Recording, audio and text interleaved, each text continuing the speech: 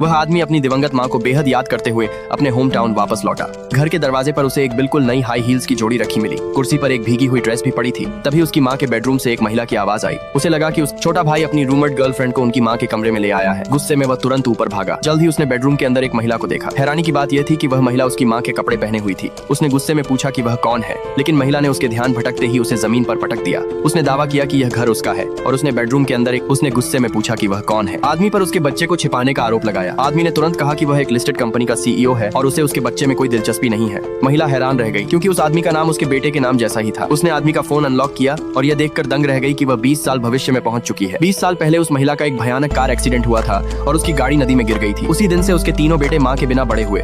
किसी ने नहीं सोचा था कि वह महिला 20 साल का समय पार करके उस नदी से जिंदा बाहर निकल आएगी। कुछ भी समझे बिना वह तुरंत घर लौटी थी ताकि अपने तीनों बेटों का ख्याल रख सके, लेकिन घर खाली मिला। जब उसने फोन में समय देखा तभी उसे एहसास हुआ कि वह आदमी उसका बड़ा बेटा है। उसने तुरंत उसे छोड़ दिया और कहा कि वह उसकी माँ है, लेकिन आदमी को लगा कि वह पागल है और उसने उसे दूर धक्का दे दिया। तब महिला ने उसके बचपन के सारे राज बता दिए। आदमी पूरी तरह हैरान रह गया। उसने तुरंत डीएनए टेस्ट कराने की बात कही और महिला बिना हिचक मान गई। कुछ ही समय बाद डीएनए टेस्ट की रिपोर्ट आ गई। ये साबित होते ही कि वह सच में उसकी माँ है। आदमी खुशी से घुटनों पर गिर पड़ा। उसने ठान लिया कि अब वह अपनी माँ को दुनिया की हर खुशी देगा। अगली सुबह महिला उठी तो उसने देखा कि उसके लिए ढेर सारे नए कपड़े और लग्जरी बैग रखे हुए थे। उसके बेटे ने उसके लिए नया फोन भी तैयार किया था। महिला बेहद खुश हो गई। उसने तुरंत स्वादिष्ट खाना बनाया और अपने बेटे की कंपनी लेकर पहुंच गई। लंच के बाद आदमी मीटिंग के लिए चला गया। महिला सोफे पर लेटी और सो गई। अचानक उसके चेहरे पर पानी से भरा गिलास फेंका गया और वह चौंक कर उठ गई। इससे पहले कि वह कुछ समझ पाती, किसी ने उसे जोरदार थप्पड़ मार दिया। असल में उस आदमी की मंगेतर ने उनके रिश्ते को गलत समझ लिया था और उसे सबक सिखाने आ पहुंची थी। महिला ने जल्दी से समझाया कि वह आदमी की फैमिली है, लेकिन मंगेतर ने कहा कि वह आदमी बहुत ठंडा स्वभाव का है,